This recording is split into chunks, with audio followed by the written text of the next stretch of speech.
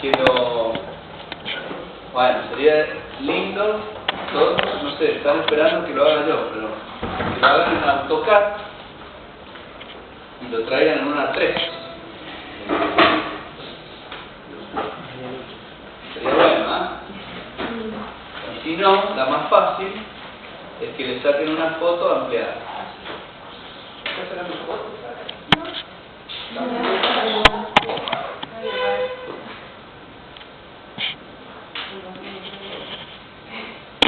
¿No ha venido el filmador oficial? Se llenó la memoria. Ah, el Paracini. El Paracini. Tengo que cambiar la nota al Paracini. ¿En serio?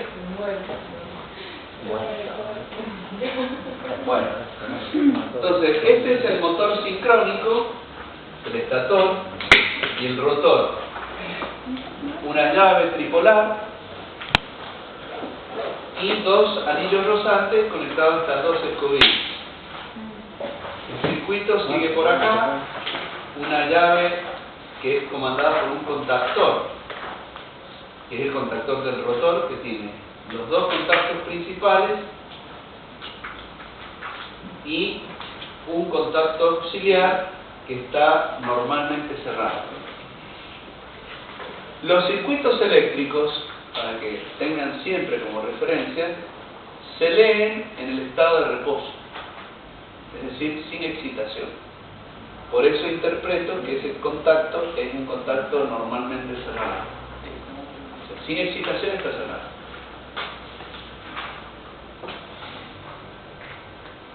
Este paralelo que ven acá, del contacto auxiliar, se alimenta con este reóstato, que es una resistencia rotórica variable, como la que tienen allá en el laboratorio, ese cilindro de color negro, que lo vamos a usar la semana que viene. Y esta es una reactancia con núcleo, y este es un relé, que tiene dos bobinas y un contacto que se mueve cerrando o abriendo estos contactos. Eso sería lo que hay en este circuito. Ahora, ¿cómo funciona? Bueno, en un primer momento las escobillas están en contacto con los anillos rozantes. Entonces, el circuito se cierra a través de la resistencia rotórica. ¿Ven? El circuito está cerrado a través de la resistencia rotórica. Porque para acá arriba no puede ir, porque ese contacto está abierto. Pero ustedes dicen, ojo, pero acá hay un paralelo. Bueno, sí, hay un paralelo. ¿Qué es lo que va a hacer? En primer lugar, este motor va a arrancar como asincrónico. El rotor, estamos viendo, está formado por una resistencia rotórica y una jaula. Acá tiene una jaula de ardillas, como la que vimos en la clase pasada. En la clase pasada vimos que esta es la jaula, ¿verdad? Entonces, internamente este motor tiene eso, una jaula de ardillas. En realidad, no es jaula porque tiene anillos rozantes, tiene bobina, ¿sí? El que vimos acá, este es especial, tiene jaula. Pero hay dos modos conductivos. Uno es así, con jaula, y el otro es bobinado, como este. La única condición es que el circuito esté cerrado, esté en cortocircuito. Si es jaula de ardilla no hay problema porque solo se cortocircuita. Pero ahora si es bobinado necesito yo cortocircuitarlo afuera. Y acá lo he cortocircuitado a través de esta resistencia variable. Entonces, cuando arranca, se induce acá una FEM que hace circular una corriente y que yo puedo regular, o sea, limitar esa corriente a través de este reóstato. ¿Qué hace un reóstato de arranque rotórico en una máquina asincrónica? Bueno, traslada el par máximo. Ya lo vamos a ver eso cuando hagamos máquina sincrónica trifásica. El reóstato aumenta la resistencia del circuito del rotor y aumentando la resistencia del circuito del rotor, varía la posición de la cupla masa. Entonces yo puedo modificar el par de arranque del motor, variando la resistencia. Entonces arranca el motor. La finalidad es que arranca como asincrónico. Como acá circula corriente, acá se produce una caída de tensión en esa reactancia. Esa caída de tensión está aplicada a esta bobina. Por lo tanto, circula corriente por la bobina, que va a generar un campo magnético acá. Por la otra bobina, la de la izquierda, vemos que toma corriente continua, porque está arriba de estos contactos. Entonces por acá circula corriente continua, que también genera un campo magnético. O sea que acá hay dos campos magnéticos. Uno generado por la tensión que cae en esta bobina y otro generado por la tensión continua aplicada desde este lado. ¿Qué sucede? ¿Cómo es el campo que se produce en la bobina de la derecha?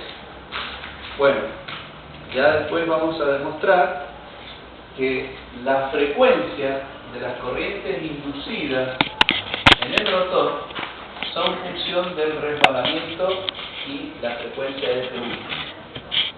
Es decir, este nuevo parámetro que ustedes no conocen todavía se llama resbalamiento. Y es igual, es una relación entre la velocidad del campo y la velocidad del rotor referido a la velocidad del campo. Los dos campos son opuestos.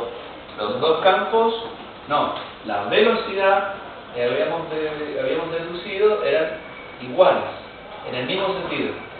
El campo N1 y el rotor N2 giran en el mismo sentido. Pero la velocidad de N1 del campo es distinta de la velocidad de N2 para que haya inducción, porque si no, no hay inducción. Entonces, la frecuencia de las corrientes inducidas en el rotor depende del resbalamiento multiplicado por la frecuencia de la red. Ese resbalamiento toma valores que van de 0,03 a 0,05. Son valores muy chiquitos. Si yo multiplico 0,03 por 50, me va a dar 1,5. Es decir, que la frecuencia de las corrientes inducidas es muy baja. Es de muy pocos ciclos. ¿Sí? Ese es un detalle. Entonces, los dos campos magnéticos, que uno tengo en este sentido y el otro lo tengo acá, neutralizan la acción sobre este móvil, este contacto móvil, y queda retenido acá. ¿Sí? Queda retenido. Es decir, esto queda retenido por el campo magnético generado por esta corriente alterna y esa corriente continua. ¿Sí? A medida que el motor va tomando revoluciones, ¿qué sucede? El resbalamiento va aumentando. Va aumentando la frecuencia y llega un momento, ¿verdad? Llega un momento donde cuando la velocidad ya es cercana a la velocidad de sincronismo, ¿qué sucede? Cuando esta es 0, esto vale 1 y las dos frecuencias son iguales. Pero cuando esto va aumentando de velocidad, este valor cada vez se hace más chico. El resbalamiento se hace más chico y este producto se hace menor y la frecuencia es menor. Por lo tanto, eso hace que este campo magnético se debilite y ya no está en equilibrio con este otro. Deja de estar en equilibrio. Y entonces, al dejar de estar en equilibrio, este elemento se vence y cierra esos contactos. Ya no se puede sostener ahí.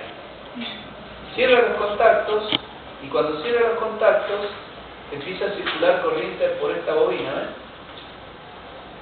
¿Lo ven? Entonces esta bobina se excita y al excitarse esta barra se chupa. y entonces los contactos móviles se cierran y el contacto cerrado se abre. Entonces, como el contacto se abre, deja de haber el cortocircuito acá, en el rotor. Pero como estos dos se cerraron, ahora la corriente continua empieza a circular por acá y alimenta el rotor. La corriente continua alimenta el rotor. ¿Se dan cuenta? Se abrió el cortocircuito y se cerró la parte de continuo. Y ahí de nuevo se vuelve a abrir el móvil, ¿o no? No, esperen. Entonces ahora empieza a circular corriente continua por acá.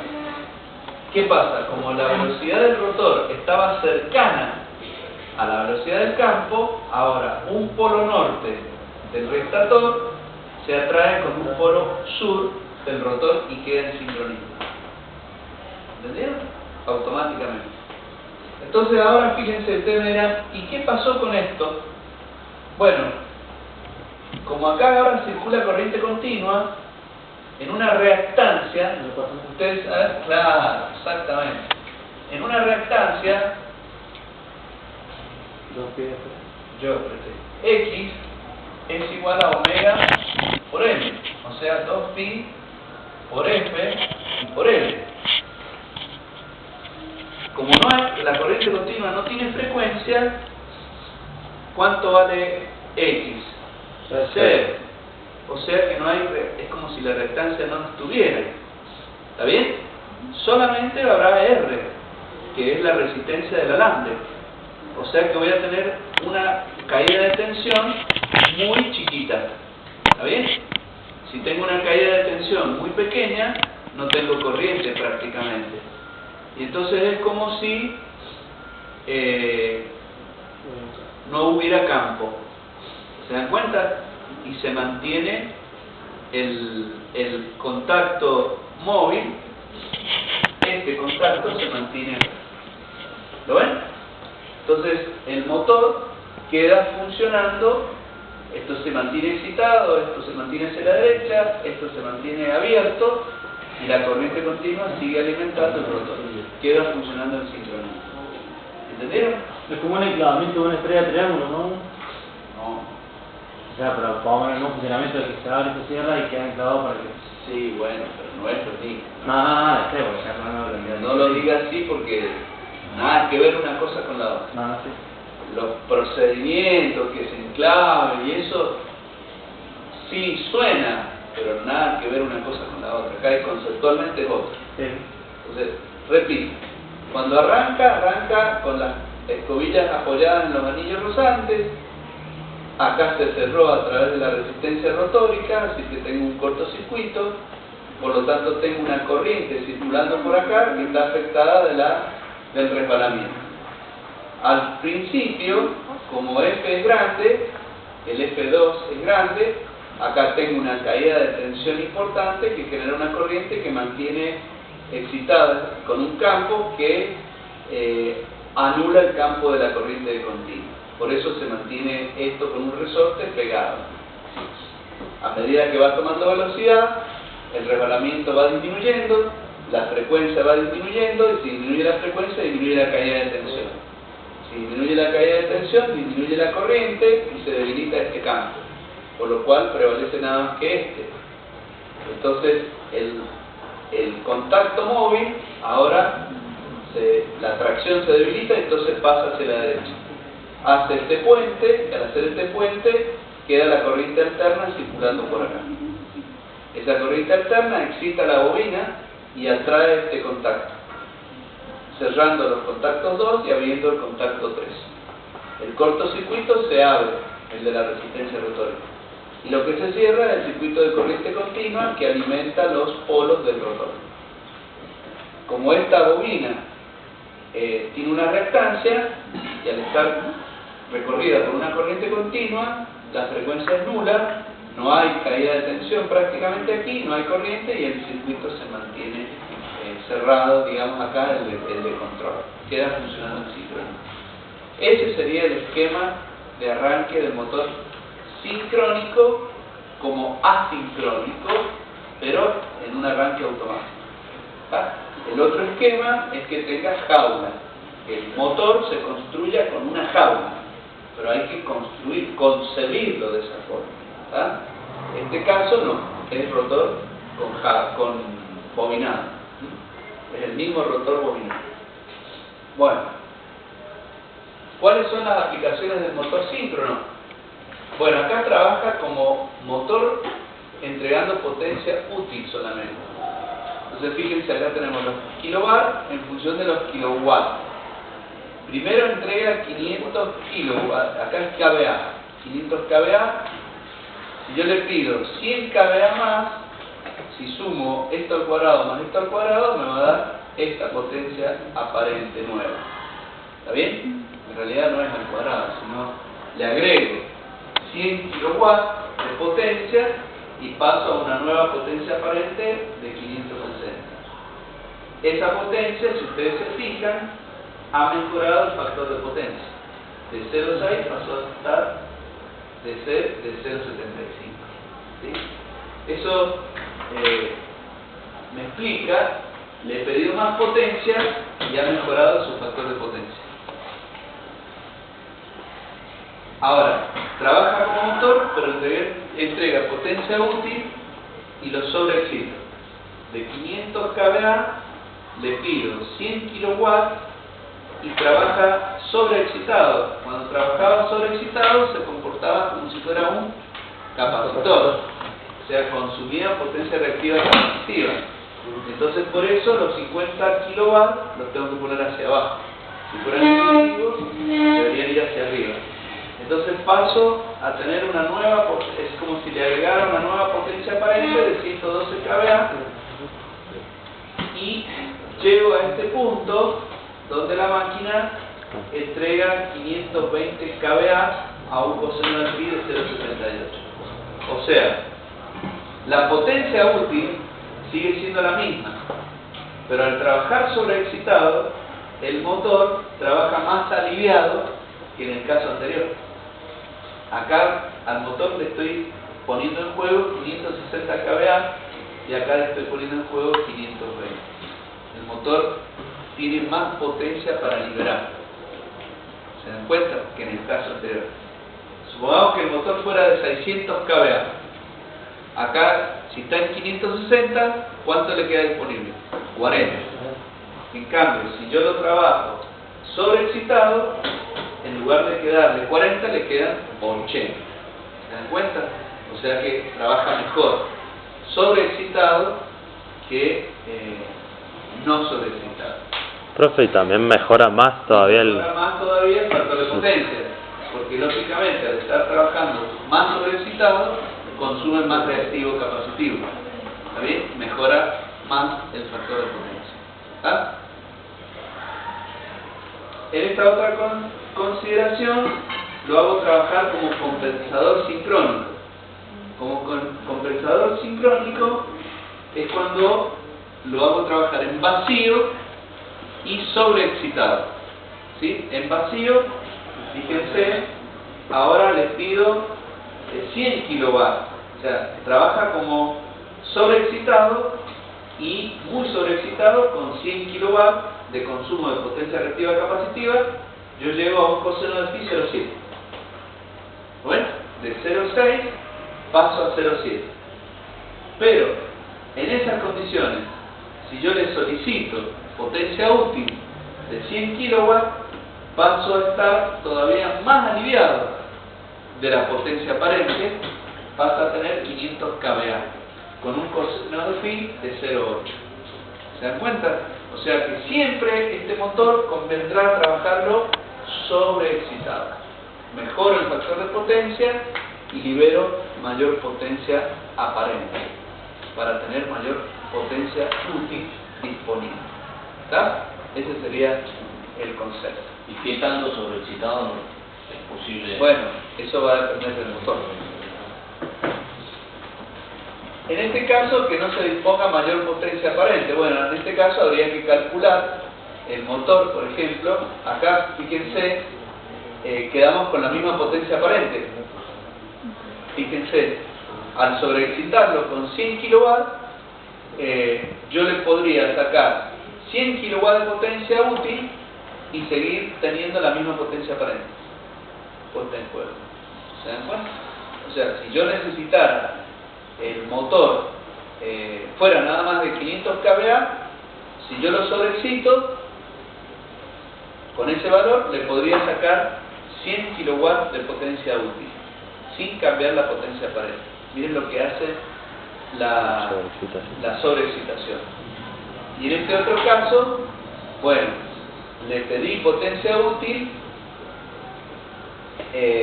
solicita este reactivo capacitivo y yo puedo, digamos, libero esa potencia, pero lo hago trabajar a mayor potencia aparente.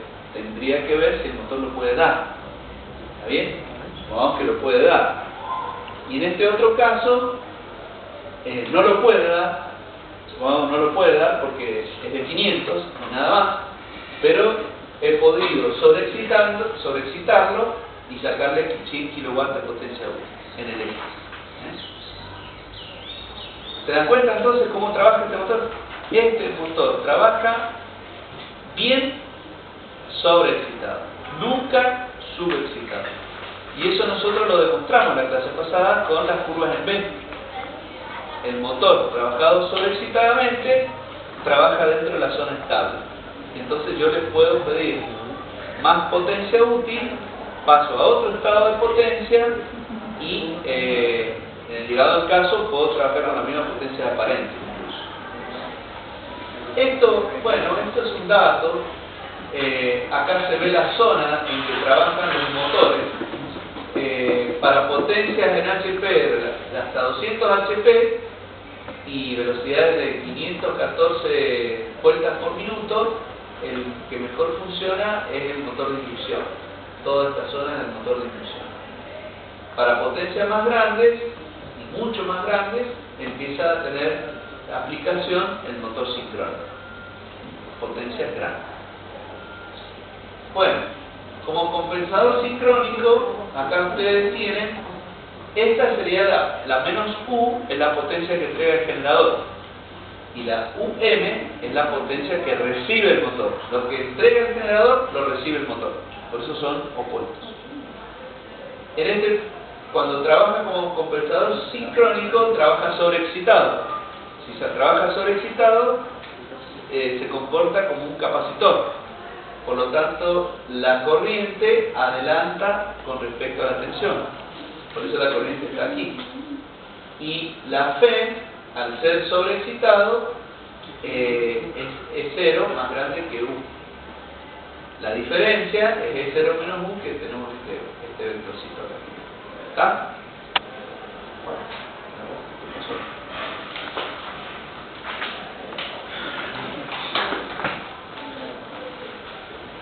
Bueno, ese sería el motor sincrónico. Vamos a ver ahora, vamos a empezar con la máquina asincrónica. Y ya hemos empezado. El motor asincrónico ya lo vimos cómo funcionaba la clase pasada. Hicimos una demostración de cómo podía funcionar y por qué se llamaba asincrónico. ¿Por qué se llamaba asincrónico?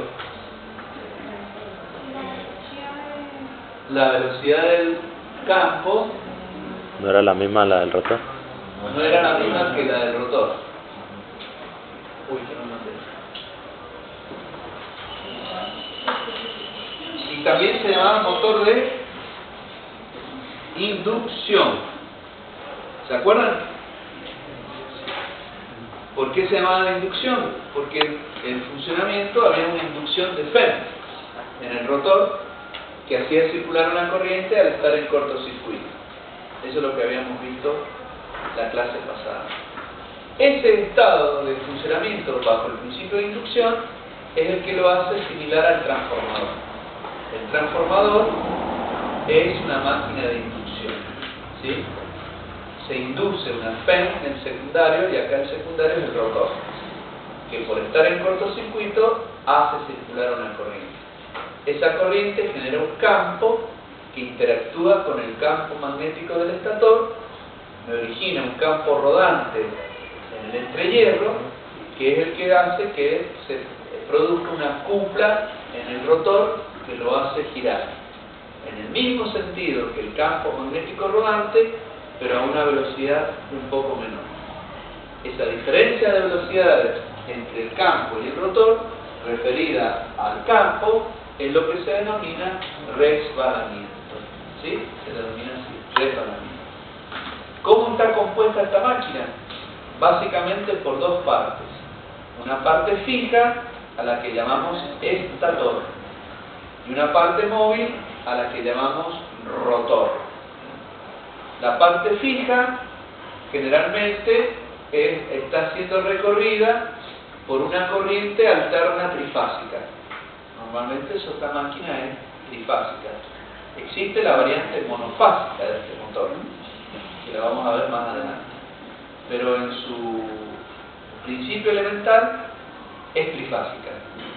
Esa corriente alterna trifásica en el estator genera un campo rodante. Y ese campo rodante es el que induce en el rotor la FEM, que por estar en cortocircuito circula una corriente que es la que produce el par. El rotor, como está formado por esas barras, son estas líneas que ven ustedes allí, dos aros, uno adelante y otro atrás, que además tienen un dentado especial que lo hace funcionar como ventilador. Esto que ven acá son los rodamientos que son los cojinetes para apoyarse en las tablas. Y acá tienen otro rotor, pero jaula del tipo bobinado. Este se llama jaula de ardilla, este se llama bobinado. Profe, ¿te da alguna explicación de que sea así en diagonal? Sí, ya lo explico. Acá, en el bobinado, tenemos tres anillos rozantes. ¿Por qué? Porque el rotor bobinado también es trifásico. ¿Sí? Es un rotor trifásico. El joven pregunta por qué son inclinados. En los dos casos hay una inclinación. Eso se hace para contrarrestar las acciones de las fuerzas centrífugas. Y además, se hace para evitar el zumbido. Cuando esto gira, el aire es cortado por este dentado y generaría un zumbido, un ruido molesto. Entonces, esa inclinación evita que se produzca ese ruido, ese zumbido. Bueno, acá tienen como es la jaula. Como la de un hámster. ¿Vieron los hámsters que se meten ahí adentro? Bueno, así. Son barras y dos anillos. Pero, en la máquina verdadera, acá hay varias discos que son estos, ahí no se alcanza a ver, pero no es macizo, sino que acá tiene discos que van uno pegadito al lado del otro. Esa característica es propia de las máquinas de corriente alterna. ¿Por qué motivo? Porque en una máquina de corriente alterna, el disco es alterno, tiene frecuencia, y al tener frecuencia, en el núcleo se generan pérdidas, que dependen del cuadrado de la frecuencia y de la inducción, que nosotros le llamamos pérdidas en el hierro, que se subdividen en pérdidas por histéresis y pérdidas por Foucault. Laminamos el rotor para disminuir la sección. Disminuyendo la sección, aumenta la resistencia eléctrica de la chapa y disminuyen las corrientes inducidas o parásitas, o de Foucault. La histéresis se corrige tratando la chapa, tratándola con un procedimiento que es de laminación. ¿Sí? Eso es lo que disminuiría el ciclo de histéresis. ¿Sí? Para disminuir las pérdidas en el hierro. Ese sería el concepto de por qué todas las máquinas de corriente alterna tienen que hacerse con chapas laminadas. ¿Sí? Y aisladas entre sí. Porque si yo no las aíslo, y me queda como si fuera un macizo. Entonces tienen que estar aisladas para que el efecto de laminar, o sea, de hacer chapas, tenga validez. No tiene validez. Bueno, y acá tienen el principio de funcionamiento y ya lo vimos. Así que lo voy a pasar. ¿Qué pasa con esta máquina? Esta máquina es similar, yo les dije, a un transformador. ¿Por qué? Porque funciona bajo el principio de inducción electromagnética. Entonces, igual que en el transformador, hay una inducción, ¿verdad? Una inducción de una FEM, de una fuerza electromotriz, en un secundario que acaba de ser el rotor de la máquina, ¿sí? El primario vendría a ser el estator y el secundario vendría a ser el rotor, ¿sí? Ahora bien, para estudiar esta máquina y que sea más comprensible para nosotros, la vamos a hacer parecer al transformador, porque en su principio de funcionamiento es similar. Bueno, lo vamos a estudiar entonces como si fuera un transformador, ¿sí? Esa va a ser la idea. Entonces, en un primer momento, el rotor tiene el secundario abierto. Si el rotor está abierto, ya vimos que eso no podía ser. Debía estar en cortocircuito para que cuando se induzca la FEM, haga circular una corriente. Como está abierto, no va a haber corriente. ¿Está bien? Al estar abierto no va a haber corriente. Entonces, se va a parecer a qué transformador. A un transformador vacío. Muy bien, perfecto. R1 será la resistencia de los arrollamientos del rotor. X1 será la reactancia por flujo disperso del estator. R2 será la resistencia de los alambres de cobre del rotor. Y X2 será la reactancia por flujo disperso también del rotor. La corriente que circula, la única corriente que puede circular es la corriente de vacío, que circula nada más que por el primario, por donde apliqué la tensión U1, ya que el secundario está a bordes abiertos. Ahora bien, ¿qué pasa con la frecuencia? Bueno, la frecuencia, yo había llegado a esta ecuación, pero ¿cómo hice para llegar a esto? Bueno, si yo, la frecuencia de las corrientes inducidas en el rotor van a depender de la diferencia de velocidades, N1 menos N2. ¿Sí? N1 menos N2 es la frecuencia de las corrientes inducidas. A ver.